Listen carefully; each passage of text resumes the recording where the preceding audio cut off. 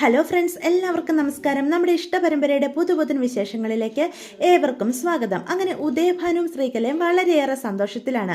തങ്ങളുടെ കയ്യിൽ നിന്നും നഷ്ടപ്പെട്ടു എന്ന് കരുതിയ 10 ലക്ഷം രൂപയാണ് ബാലൻ തിരിച്ച് ദേവികയുടെ കയ്യിലേക്ക് കൊടുക്കാൻ പോകുന്നത്.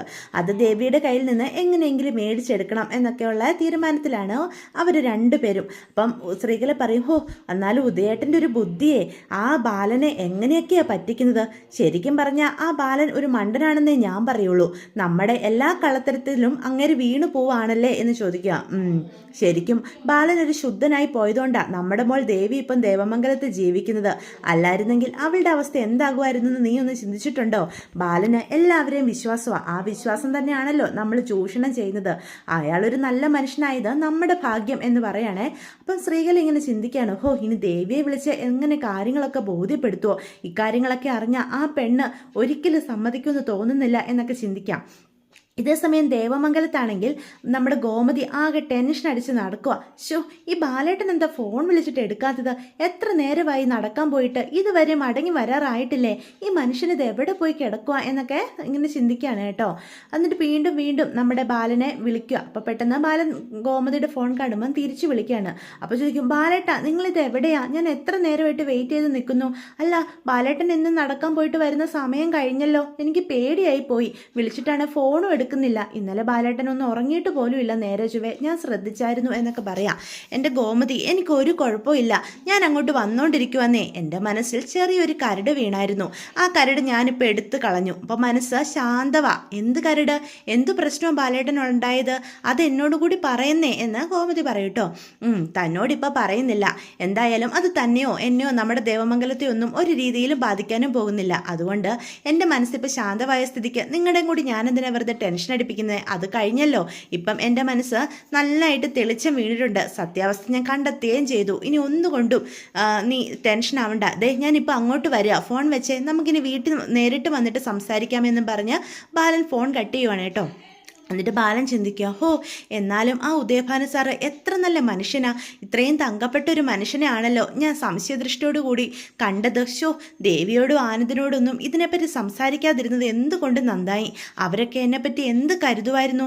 പിന്നെ ഒരിക്കലും ദേവിക്ക് എന്നെ അവളുടെ ബാലച്ചനായിട്ട് കാണാൻ പറ്റാതെ വന്നേനെ. എന്തായാലും ഒന്നും പറയാതിരുന്നത് ദൈവഭാഗ്യം എന്നൊക്കെ പറയാം. ഉദയഭാനു സാറിനെ പോലെ ഇത്രയും നല്ലൊരു മനുഷ്യനെ തന്നെ ദേവമംഗലത്തെ ബന്ധുവായിട്ട് കിട്ടിയത് ഭാഗ്യമാണെന്ന് ഞാൻ കരുതുന്നു. ചായക്കടക്കാരനോട് 2 വർത്താനം കൂടി പറയുന്നുണ്ടതായിരുന്നു. മാന്യമായിട്ട് നാട്ടിൽ ജീവിക്കുന്ന ആൾക്കാരെയൊക്കെയല്ലേ എന്തൊക്കെ അപവാദങ്ങൾ അയാൾ പറഞ്ഞു പരത്തുന്നത്. ഇതിനെപ്പറ്റി എന്തായാലും ഉദയഭാനു സാറിനോടൊന്ന് സൂചിപ്പിക്കണം. ഇങ്ങനെയുള്ള ആൾക്കാരുമായിട്ട് സമ്പർക്കം പുലർത്തരുതെന്ന് പ്രത്യേകം പറയുകയും വേണം എന്നൊക്കെ പറഞ്ഞുകൊണ്ടാണ് ബാലൻ തിരിച്ച് ദേവമംഗലത്തേക്ക് മടങ്ങിപ്പോകുന്നത് കേട്ടോ. ഇതേ സമയം നമ്മുടെ സുകന്യാണെങ്കിൽ വരാൻ പോകുന്ന നല്ല കാലത്തെ പറ്റിയൊക്കെ ഇങ്ങനെ സ്വപ്നം കണ്ടുകൊണ്ടിരിക്കുകയാണ്. എന്നിട്ട് ആഡംബരപൂർവ്വമായുള്ള ഭാവി ജീവിതമൊക്കെ മനസ്സിലേക്ക് ഇങ്ങനെ കടന്നു വരിക. അപ്പോൾ ധർമ്മൻ റൂമിൽ ചെന്നിട്ടും ഒരു രീതിയിലും മൈൻഡ് ചെയ്യാതെ നിൽക്കുമ്പം ഇതെന്ത് പറ്റി ഇവൾക്ക്? ഇന്നലെ തൊട്ട് തുടങ്ങിയതാണല്ലോ ഈ ചിന്തിച്ചിരിപ്പ്.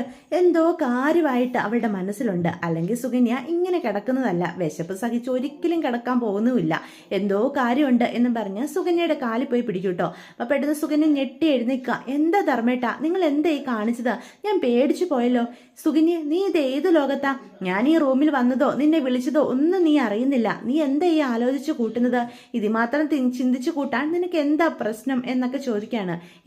എനിക്കെന്ത് പ്രശ്നം? എനിക്ക് ഒരു പ്രശ്നമില്ല. ഞാൻ നമ്മുടെ ഭാവി ജീവിതത്തെ പറ്റിയൊക്കെ ഇങ്ങനെ ചിന്തിച്ചതാ ധർമ്മേട്ട, അല്ലാതെ വേറൊന്നുമില്ല. ഭാവി ജീവിതത്തെപ്പറ്റി എന്ത് ചിന്തിക്കാൻ?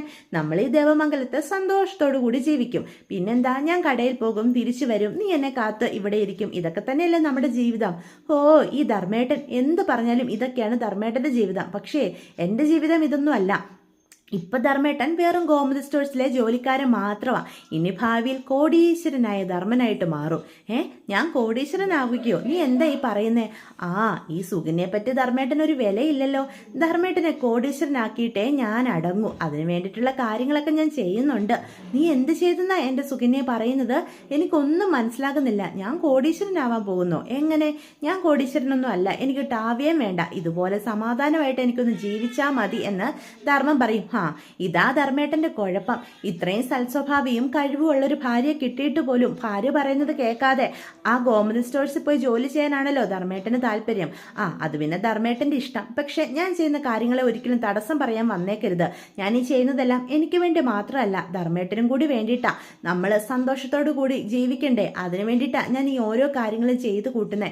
അതിനെപ്പറ്റി എന്താ ധർമ്മേട്ടൻ ചിന്തിക്കാത്തത്? നീ എന്ത് ചെയ്തു കൂട്ടിയെന്നാ എനിക്കൊന്നും മനസ്സിലാകുന്നില്ല. ഇപ്പം വെറും ധർമ്മൻ, ഇനി ഭാവിയിൽ ധർമ്മൻ സാറായിട്ട് മാറും, അതും കോടീശ്വരൻ ധർമ്മൻ സാർ. ഞാനോ കോടീശ്വരന്റെ ഭാര്യ സുകന്യ. ഇതൊക്കെയാ നമ്മുടെ ലേബൽ ഭാവിയിലാകാൻ പോകുന്നത്. ധർമ്മേട്ടൻ കണ്ടോ, ഈ സുകന്യയുടെ കഴിവുകളെ പറ്റിയൊക്കെ അറിയുമ്പം ധർമ്മേട്ടൻ ഞെട്ടിപ്പോകും. ഈ സുകന്യ ധർമ്മന്റെ ഭാഗ്യമാണെന്ന് ഈ ലോകരോട് തന്നെ വിളിച്ചു പറയുന്നൊരു നിമിഷം നമ്മുടെ ജീവിതത്തിൽ ഉറപ്പായിട്ടും ഉണ്ടാകും എന്നൊക്കെ പറഞ്ഞ് സുകന്യ പുറത്തേക്ക് പോവാണേ. അപ്പൊ ധർമ്മൻ ഞെട്ടി നിൽക്കുക. ഇവൾക്ക് ഇത് എന്തു പറ്റി? ഇതെന്താ പിച്ചും പേയും ഒക്കെ പറയുന്നേ? ഇനി വല്ല അസുഖവും? ഇതെന്താ ഇങ്ങനെയൊക്കെ? ഇവർക്ക് എന്തോ സംഭവിച്ചിട്ടുണ്ട് എന്ന് പറഞ്ഞ് ധർമ്മനാണ് അവിടെ ചിന്തിച്ച് നിൽക്കുകയാണ് കേട്ടോ. സമയം കൃഷ്ണമംഗലത്താണെങ്കിൽ നമ്മുടെ അച്യുതൻ 10 ലക്ഷം രൂപ കമ്പനിയിൽ നിന്ന് എടുത്ത് മറച്ചിട്ടുണ്ടല്ലോ. അപ്പം ഈ കാര്യങ്ങളൊക്കെ ആരും അറിയാതെയാണ് ചെയ്തിരിക്കുന്നത്. അപ്പം കമ്പനിയിലെ ഒരു സ്റ്റാഫ് അനന്തനെ വിളിച്ചിട്ട് ഈ കാര്യങ്ങളൊക്കെ അറിയിക്കുകയാണ്. സാർ, അച്യുതൻ സാറ് 10 ലക്ഷം രൂപ കമ്പനിയിൽ നിന്ന് എടുത്ത് തിരിമറി ചെയ്യുകയുണ്ടായി എന്നൊക്കെ പറയാണ് കേട്ടോ. ഇത് കേൾക്കുമ്പം അനന്തൻ പറയും, അങ്ങനെ വരാൻ വഴിയില്ലല്ലോ. ഇല്ല സാർ, അങ്ങനെ ഉണ്ടായിട്ടുണ്ട് എന്ന് അയാൾ തീർത്ത് പറയുമ്പം അനന്തനും അതിൽ വിശ്വസിക്കുകയാണ് കേട്ടോ. അപ്പം നേരെ നമ്മുടെ കൃഷ്ണമംഗലത്ത് ചെന്ന് അച്യുതനോട് ഇതിനെപ്പറ്റി സംസാരിക്കാൻ തന്നെ അനന്തൻ തീരുമാനിക്കുക. അപ്പോൾ അച്യുതൻ്റെ അടുത്തേക്ക് ചെന്ന് ചോദിക്കും, നീ 10 ലക്ഷം രൂപ കമ്പനിയിൽ നിന്ന് എടുത്ത് മറിച്ചോ എന്ന് ചോദിക്കും കേട്ടോ. അപ്പോൾ അച്യുതൻ എന്ത് പറയണമെന്ന് അറിയാതെ നിൽക്കുകയാണ്. അപ്പോൾ രാജശ്രീ പറയും, എന്താ അനന്തേട്ട ഇവിടെ ഒരു പ്രശ്നം എന്ന് ചോദിക്കുക. അപ്പോൾ എല്ലാവരും അങ്ങോട്ട് വരികയാണ് കേട്ടോ, നമ്മുടെ മുത്തശ്ശിയും അതുപോലെ നന്ദിനിയും ഒക്കെ. അപ്പം അച്യുതൻ പറയും, അതേട്ടാ എനിക്കൊരു ആവശ്യത്തിന് വേണ്ടി എന്ന് പറയാം. എങ്കിലും ആരോടും ചോദിക്കാതെയും പറയാതെയും 10 ലക്ഷം രൂപ എടുത്ത് തിരിമറി നടത്താൻ മാത്രം എന്താവശ്യം നിനക്കുണ്ടായത് എന്ന് അനന്തൻ ദേഷ്യപ്പെട്ടുകൊണ്ട് ചോദിക്കുകയാണ് കേട്ടോ.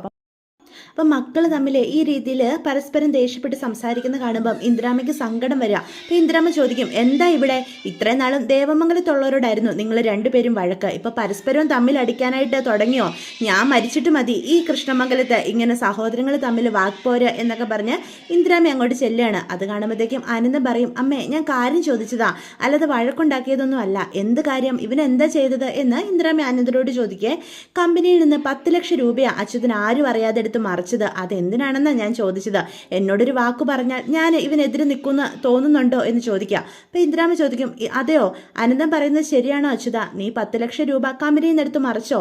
എന്താവശ്യത്തിനാണ് നിനക്ക് ചെയ്യേണ്ടി വന്നത് എന്നൊക്കെ ചോദിക്കുകയാണ് കേട്ടോ. അപ്പം അച്യുതൻ പറയും, അത് പിന്നെ ഏട്ടാ, എനിക്കൊരു അത്യാവശ്യം വന്നു. 10 ലക്ഷം രൂപ ഒരാൾക്ക് കൊടുക്കേണ്ടതായിട്ട് വന്നു. ഏട്ടനോട് ചോദിക്കാൻ പറ്റിയൊരു സാഹചര്യമല്ലായിരുന്നു, അതുകൊണ്ടാ എന്ന് പറയാം. രാജശ്രീയും പറയും, അതേ അനന്തേട്ട, അച്യുതേട്ടൻ എന്ത് ചെയ്യുന്നതും നമ്മുടെ ഈ കൃഷ്ണമംഗലത്തിന് വേണ്ടിയാ, ഇതിൻ്റെ നന്മയ്ക്ക് വേണ്ടിയിട്ടാ ഓരോന്നും പ്രവർത്തിക്കുന്നത്. അല്ലാതെ അച്യുതേട്ടൻ്റെ സ്വന്തം കാര്യത്തിന് വേണ്ടി ഇന്നേ വരെ ഒരു കാര്യവും ചെയ്തിട്ടില്ല എന്ന് പറയാണ് കേട്ടോ.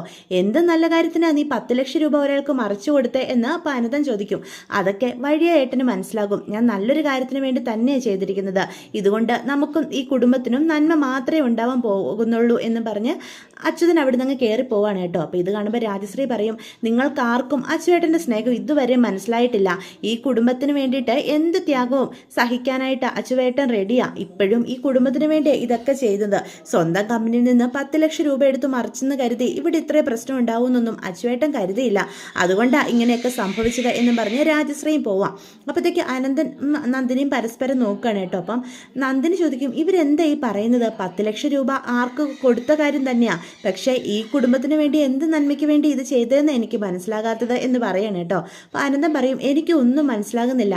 ഇവർ രണ്ടുപേരും കൂടി എന്തോ പ്ലാൻ ചെയ്യുന്നുണ്ട്, അതെന്തോ നല്ല കാര്യമാണെന്ന് എനിക്ക് തോന്നുന്നില്ല എന്ന് പറയണേ. അപ്പോൾ ഇന്ദിരാമ്മ പറയും, ദേവമംഗലത്ത് ദോഷം ചെയ്യുന്ന കാര്യങ്ങളാണല്ലോ നിങ്ങളൊക്കെ ചെയ്യത്തുള്ളൂ. ആ കുടുംബത്തിന് വേണ്ടി എന്തോ ദ്രോഹം ചെയ്തിട്ടാണ് അവനിത്ര കാര്യമായിട്ട് പറഞ്ഞിട്ട് പോകുന്നത്. ഞാനൊരു കാര്യം പറഞ്ഞേക്കാം, ഇനിയും ദേവമംഗലത്തുള്ളവരോട് ഈ രീതിയിൽ പ്രവർത്തിക്കാനാണ് നിങ്ങളുടെയൊക്കെ ഭാവമെങ്കിൽ ഞാൻ പിന്നെ ജീവിച്ചിരിക്കില്ല എന്ന് പറഞ്ഞ് ഇന്ദിരാമയും കയറി പോവാണ് കേട്ടോ. അപ്പോൾ അനന്തനാണെങ്കിൽ അച്യുതൻ്റെ പ്രവൃത്തിയിൽ ഇങ്ങനെ ആലോചിച്ച് നിൽക്കുവാണ്. ഇവൻ എന്തിനാണ് ഇങ്ങനെ ഒരു കാര്യം ചെയ്തത് എന്നുള്ള ഒരു ഐഡിയയും നമ്മുടെ ആനന്ദന് കിട്ടുന്നില്ല. ഇതേസമയം ദേവമംഗലത്ത് മിത്രയാണെങ്കിൽ മീനു വരുമ്പം തന്നെ മിത്രയോട് ഇന്ന് ഇവിടെ നടന്ന കാര്യങ്ങളൊക്കെ പറയാം, ദേവിയേടത്തിക്ക് വേണ്ടി ചായ ഉണ്ടാക്കി കൊടുത്ത കാര്യങ്ങളൊക്കെ. അപ്പം മീനിനോട് ചോദിക്കും, സുകന്യേച്ചിയുടെ ഈ പ്രവൃത്തിയൊക്കെ കണ്ടിട്ട് മീനു ചേച്ചിക്ക് എന്താ തോന്നുന്നത്, ഇവർ മനസ്സിൽ എന്തോ പ്ലാൻ ചെയ്യുന്നതായിട്ടല്ലേ തോന്നുന്നത് എന്ന് ചോദിക്കുക. അപ്പം മീനു പറയും, അതിപ്പം ദേവിയേടത്തി ഗർഭിണിയാണല്ലോ, അതുകൊണ്ട് ചിലപ്പോൾ ഏടത്തെ സഹായിക്കണമെന്ന് തോന്നിക്കാണും, അതുകൊണ്ടായിരിക്കും ചായയൊക്കെ ഇട്ട് കൊടുത്തത്, അല്ലാതെ വേറെ.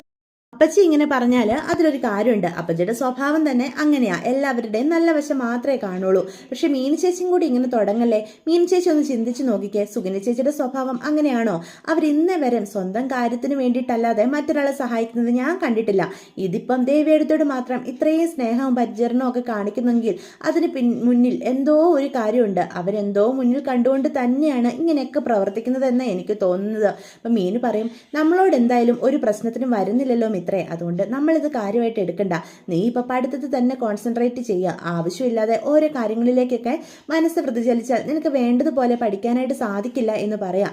നമ്മളോടും അവര് എന്തെങ്കിലും ദ്രോഹം ചെയ്ത് വരുമ്പം നമുക്ക് ബാക്കി നോക്കാം എന്ന് പറഞ്ഞ് മീനും മിത്രേനെ സമാധാനിപ്പിക്കുകയാണ് കേട്ടോ. അപ്പോൾ ഇതൊക്കെയാണ് നാളത്തെ എപ്പിസോഡിൻ്റെ വിശേഷങ്ങൾ. അപ്പോൾ വീഡിയോ ഇഷ്ടപ്പെട്ടുവെങ്കിൽ ചാനൽ സബ്സ്ക്രൈബ് ചെയ്യാൻ മറക്കരുത്, ലൈക്ക് ചെയ്യാനും മറക്കരുത്. അപ്പോൾ എല്ലാവർക്കും ഗുഡ് ബൈ.